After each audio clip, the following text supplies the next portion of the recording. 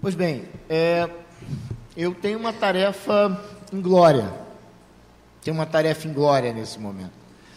Porque observar perspectivas para o movimento sindical. Agradecido.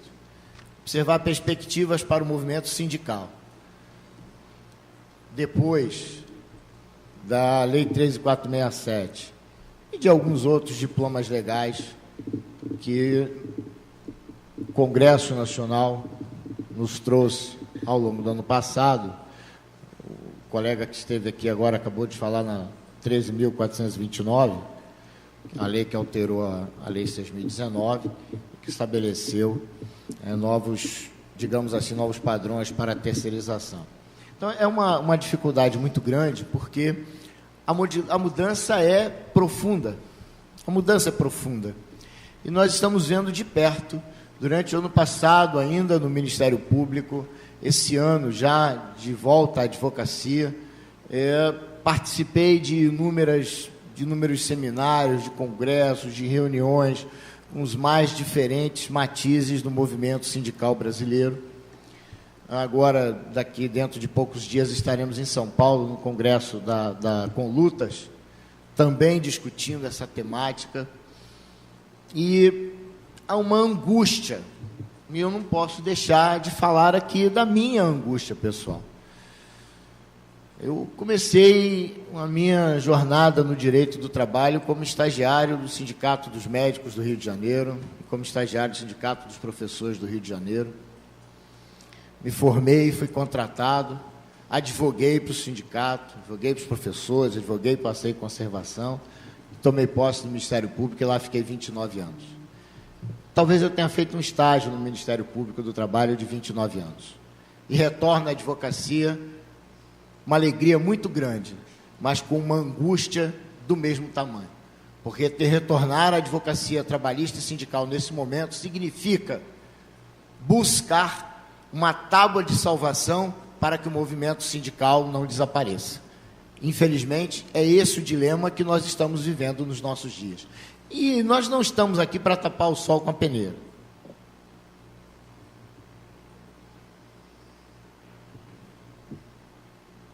É óbvio que se nós estamos numa situação tão difícil como a dos nossos dias, o próprio movimento sindical contribuiu para isso. Durante anos e anos, praticamente desde a década de 1930, o movimento sindical se sustenta com a contribuição compulsória. Eu fico muito à vontade para falar desta forma, porque nós sempre fizemos a defesa, seja na advocacia, seja no Ministério Público, seja na academia, nós sempre fizemos a defesa da liberdade sindical. Eu sempre fiz a defesa da liberdade sindical. Liberdade sindical de verdade. Não é a liberdade sindical mitigada que nós temos na Constituição da República.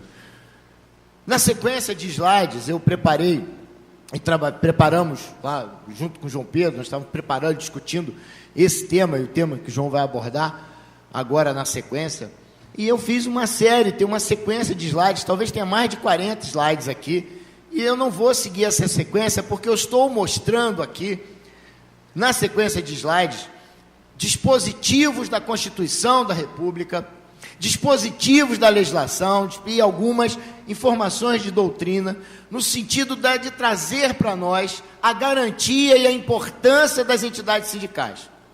Talvez alguns dos que estão aqui conosco nesse momento estejam se perguntando, pô, mas você não vai usar os slides, para que você ficou perdendo tempo preparando 45 slides? Para que eu também não me esqueça.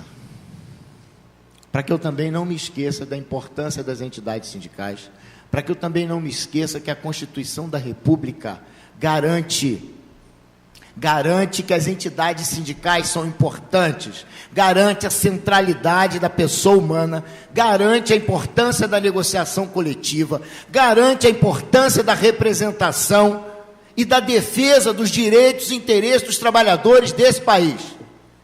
Quem faz isso é o sindicato. Durante muitos anos eu ouvi no Ministério Público, inclusive de dirigentes sindicais, dizendo, não, porque o Ministério Público tem que defender isso, o Ministério Público tem que defender aquilo. Para uma plateia de advogados trabalhistas, Certamente muitos advogando para sindicatos sabem que muitas vezes fazem denúncias do Ministério Público e essas denúncias são arquivadas. E muitas vezes esses advogados que fazem as denúncias e que veem essas denúncias arquivadas não se conformam e acreditam que o Ministério Público deveria fazer a defesa. Muitas vezes sim, muitas vezes não. Eu aprendi e defendo a ideia de que é o sindicato que tem que fazer a defesa do trabalhador. É o sindicato que deve fazer a defesa da categoria. Cabe ao Ministério Público a defesa da ordem jurídica. Muitas vezes, como é o empregador, o patrão, que descumpre a ordem jurídica, o Ministério Público age por conta de denúncias e acaba parecendo que o Ministério Público está agindo contra o patrão. O Ministério Público não age contra ninguém. Estou falando do Ministério Público do Trabalho, tá bom? Vou deixar bem claro isso aqui. E aí o Ministério Público do Trabalho não age contra ninguém. Enfim, o Ministério Público do Trabalho age em defesa da ordem jurídica que nós conhecemos, a ordem jurídica do direito do trabalho, do conjunto do direito do trabalho. E eu tenho muito orgulho de ter feito isso durante muitos anos, como advogado, antes, como membro do Ministério Público e agora no retorno à advocacia. E espero continuar trabalhando nesse sentido. Espero contribuir para que as entidades sindicais não sejam fechadas, porque é esse o risco que nós estamos correndo.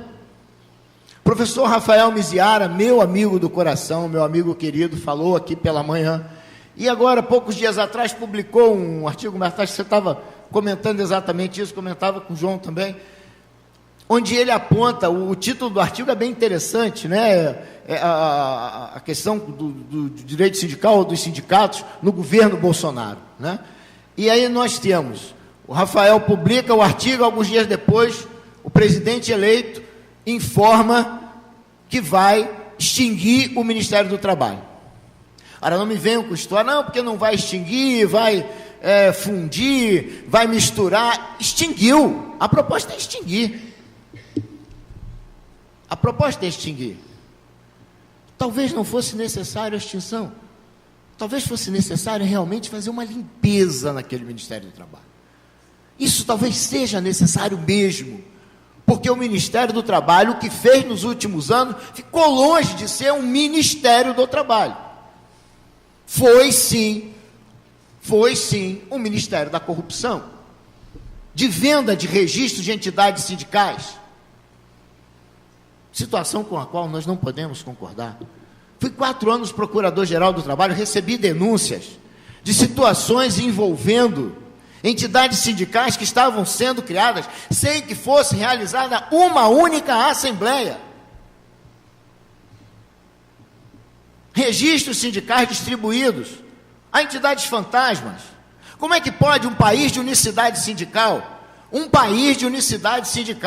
praticamente desde a década de 1930, há um hiato ali de 34 a 37, praticamente desde a década de 1930, nós temos o sistema da unicidade, ou o princípio da unicidade. Como é que nós chegamos a 17 mil sindicatos? Na verdade, mais de 17 mil. Quase 12 mil sindicatos obreiros. Há um contingente muito grande, nesses quase 12 mil sindicatos obreiros, de entidades que jamais realizaram uma negociação coletiva sequer.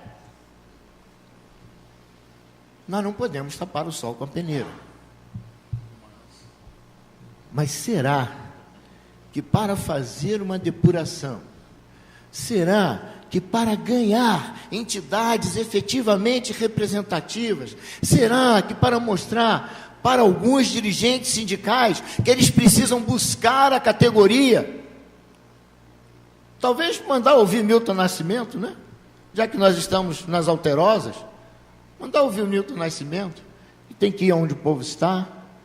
Talvez esses dirigentes sindicais tenham que ir até onde está o povo, trazer o trabalhador para dentro das suas entidades. Será que aplicar um garrote, extinguir a contribuição sindical compulsória, porque o que foi feito não foi à toa, não foi de graça, foi pensado cirurgicamente.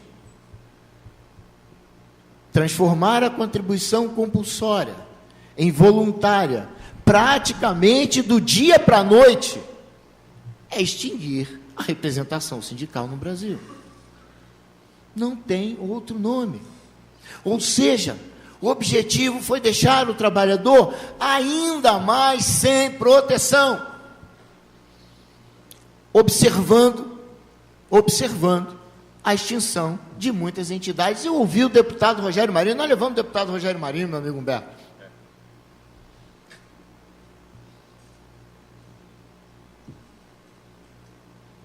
Eu deixei de ser carioca há muito tempo, eu fora do Rio de Janeiro desde 1993, quando aquele senhor que está ali me mandou para o Mato Grosso do Sul. Disse para mim que era para eu ficar 25 dias no Mato Grosso do Sul, em 1993, que tinha umas denúncias de trabalho infantil, de trabalho escravo contemporâneo, de exploração de trabalhadores indígenas. Ele precisava que eu ficasse lá 25 dias e me manteve lá 10 anos.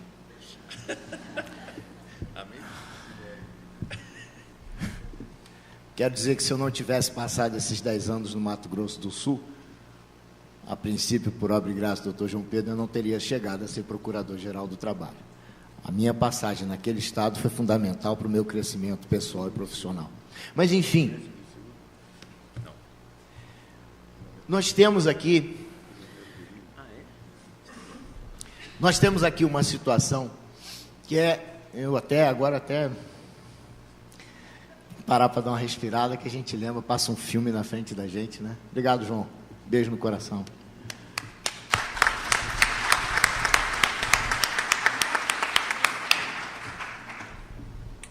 Mas, enfim,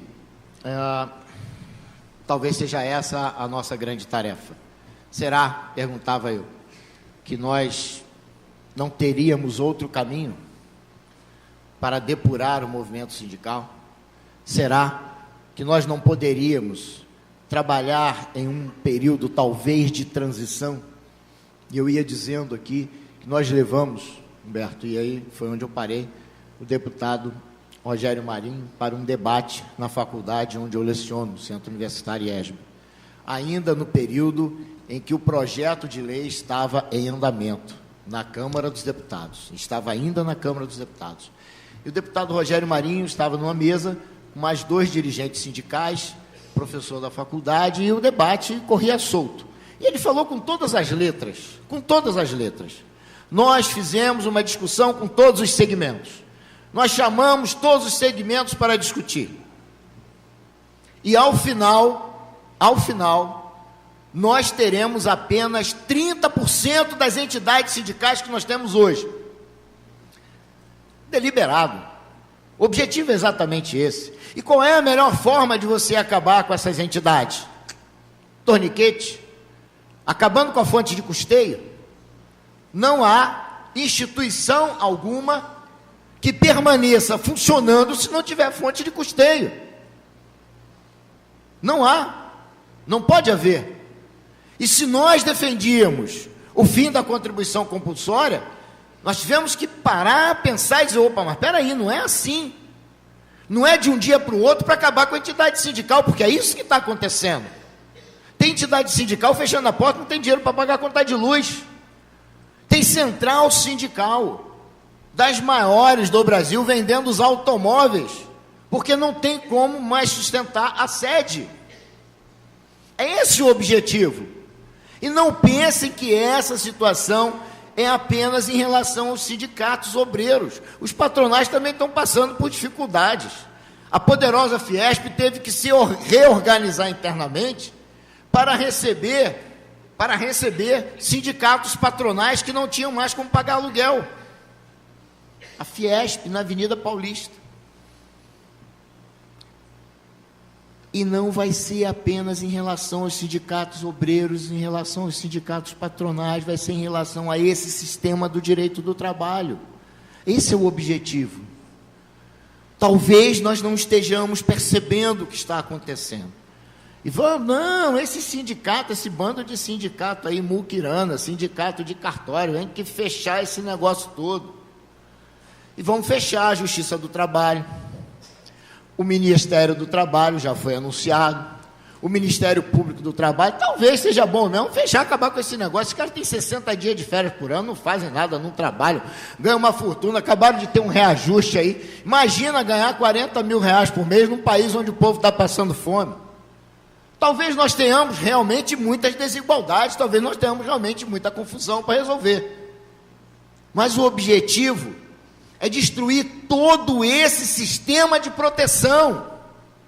Não há como ter perspectiva para as entidades sindicais, não há como ter imagem de avanço, perspectiva de avanço, de melhoria, se não houver realmente, da parte de todos nós, e aí não é só do dirigente sindical, o dirigente sindical tem que ter bem claro, que se ele não mudar, o seu modus operandi vai sim desaparecer.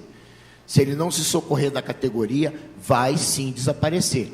A dificuldade é que ele não tem muito para oferecer para a categoria.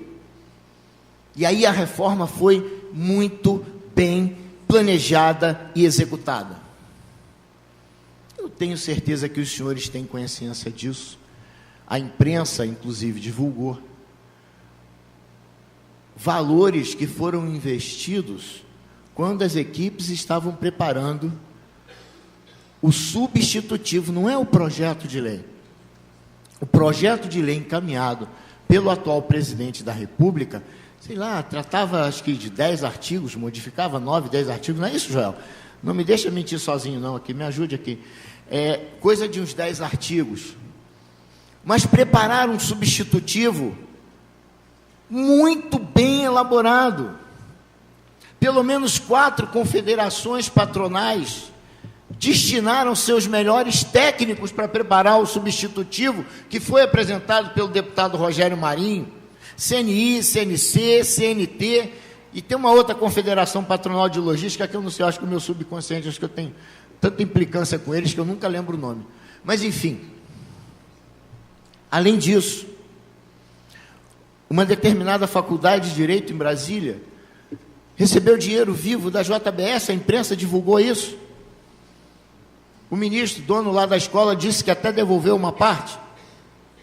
Mas foi montado um grupo de trabalho nessa faculdade de excelência para que fosse preparado aquele substitutivo. Não é coisa de amador. Não é coisa de amador. Quando você tira o custeio e enfraquece o sindicato, você põe a negociação individual.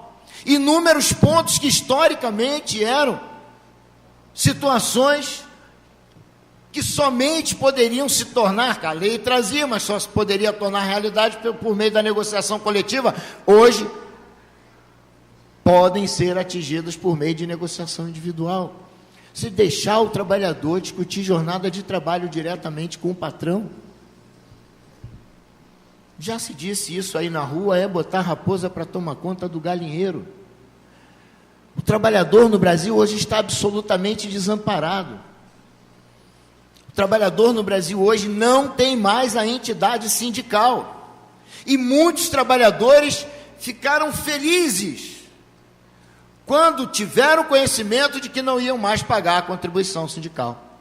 Também, não sei se as senhoras e os senhores viram a pesquisa que foi preparada pela CNI. O entrevistador da CNI perguntava mais ou menos assim: você quer ou não continuar pagando a contribuição sindical? A pergunta para mim, se eu quero continuar pagando algum imposto. É claro que eu não quero.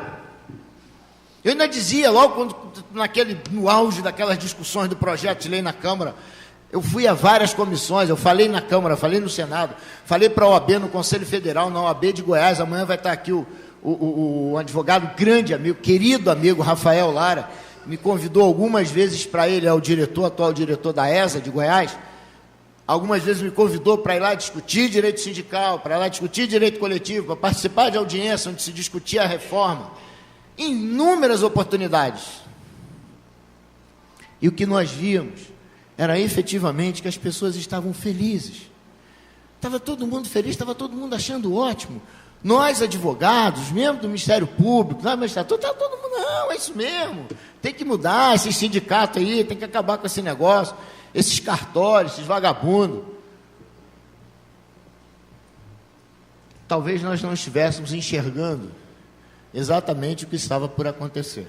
Nesse mesmo debate, meu amigo Humberto, na faculdade, onde o deputado disse que sobrariam 30% das entidades sindicais, o presidente da Nova Central, um sindicalista histórico, respeitado, com o qual tenho discordâncias, porque vejo nele um conservador em relação ao direito sindical, é um defensor da unicidade sindical, mas é uma pessoa respeitável, uma pessoa de 90 anos de idade, que dedicou a vida inteira, presidente Calixto Ramos, que eu tenho muito respeito, considero um amigo, tenho uma boa relação de amizade com ele, de anos.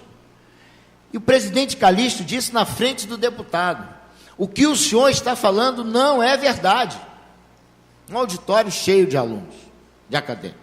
O que o senhor está falando não é verdade.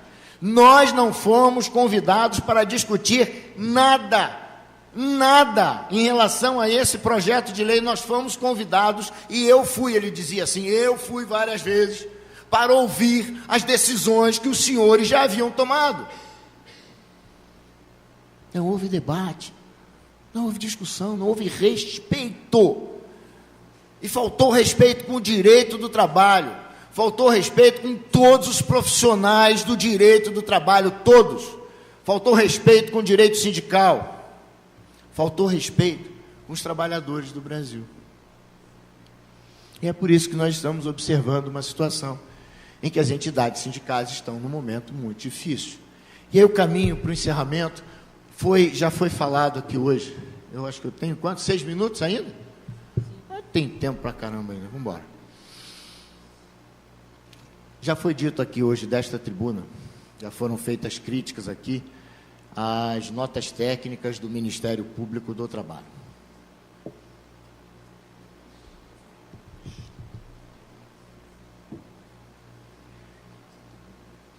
Esse muito tempo fora do Rio de Janeiro faz com que a secura de Brasília não saia da garganta da gente. Brasília é uma cidade muito boa, mas o clima nessa... Agora não, que já voltou a chover, mas, rapaz, outubro foi um mês terrível. Enfim, o Ministério Público do Trabalho deu um passo à frente. Posso falar de cadeira. Deu um passo à frente. No momento em que o Ministério Público do Trabalho observou que, se não tomasse uma posição, contribuiria para que mais e mais sindicatos fechassem as portas. E eu vi e participei de alguns momentos dessas discussões internas na instituição, porque até abril, até final de março, comecinho de abril, eu saí no comecinho de abril, eu estava na instituição e nunca me furtei a participar das discussões internas. A discussão em que os procuradores estavam ficando muito preocupados. E o que é que nós vamos fazer, como nós podemos contribuir? E o atual coordenador daquilo que nós, no Ministério Público do Trabalho, chamamos de Coordenadoria Nacional de Promoção da Liberdade Sindical, a CONALES, o atual coordenador é um professor, é um acadêmico, é um procurador da maior qualidade, uma figura humana sensacional, e ele colocou toda essa bagagem que ele traz, junto com o vice-coordenador, que é do mesmo nível, para discutir esse avanço do Ministério Público do Trabalho. E então construíram as duas notas técnicas. A primeira, antes da decisão do Supremo Tribunal Federal, discussão em que eu tive a honra de participar, saindo do Ministério Público, subindo a tribuna do Supremo Tribunal Federal como advogado, em duas situações que me emocionaram muito. Vou fazer um recorte de 30 segundos para explicar por conta de que essa enorme emoção. É porque no Ministério Público nós tínhamos uma enorme vontade de ir para o Supremo Tribunal Federal para defender as nossas ações civis públicas. Nunca tivemos essa oportunidade. Quando um procurador faz uma ação civil pública, ia fora na primeira instância, passa a segunda, passa pelo TST, e sofre um recurso extraordinário para ir para o Supremo Tribunal Federal, os procuradores do trabalho não podem fazer a defesa desse recurso na tribuna do Supremo Tribunal Federal. Porque a intervenção do Ministério Público da União no Supremo Tribunal Federal é do Procurador-Geral da República. E eu nunca me conformei com isso. Sempre critiquei, sempre me posicionei, mas o Supremo Tribunal Federal não permitia. E aí, 3, 4 meses depois, eu acho, foi em junho, maio, junho, 3 meses depois de deixar a vida ativa no Ministério Público do Trabalho, eu estava na tribuna do Supremo Tribunal Federal, e, ironicamente, como amigo da Corte, defendendo uma ação da Procuradoria-Geral da República, que é aquela ação do acesso à justiça, que é uma ação sensacional.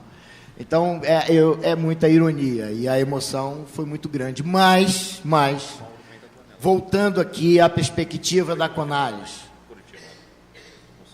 o Ministério Público do Trabalho hoje, pelos procuradores que participam da CONALES, e eu registro aqui porque é importante isso, essa nota da CONALES, a nota técnica da CONALES, não obriga procurador do trabalho algum. Os membros do Ministério Público do Trabalho têm o que é chamado de princípio da independência funcional, que deveria sempre ser conjugado com o princípio da unidade da instituição. Mas nem sempre é assim. Mas isso é uma discussão para um outro momento. Mas os procuradores podem agir da forma que eles entenderem como correta. Mas a nota técnica é um norte. Não se pode abrir mão daquilo que os procuradores que atuam na área da promoção da liberdade sindical estão mostrando como caminho para o Ministério Público do Trabalho. Pode haver divergências, pode haver discussão, claro que pode, é óbvio que pode, é dialético. A gente aprende assim. Mas há um norte que o Ministério Público do Trabalho jamais mostrou. Há um caminho sendo trilhado que o Ministério Público do Trabalho jamais trilhou.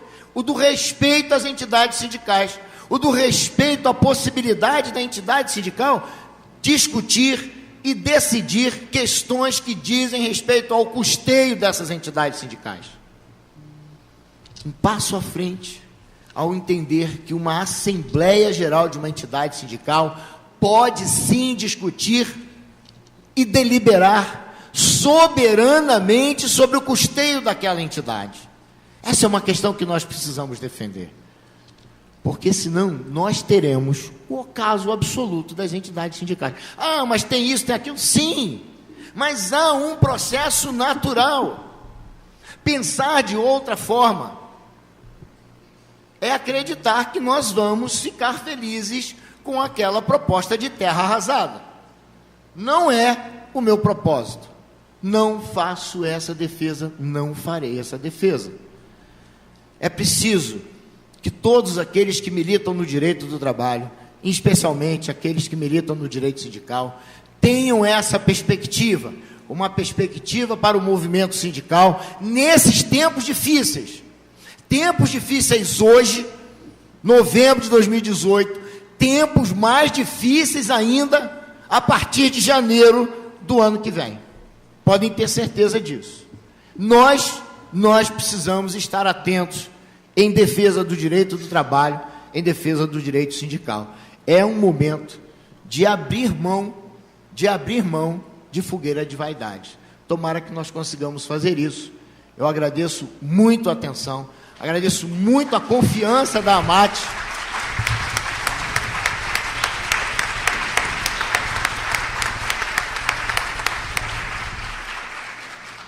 E o conjunto de slides que eu passei o dia inteiro preparando e que eu não usei e eu sabia que não ia usar, está à disposição com a direção da AMAT desde sempre. Uma boa tarde a todos.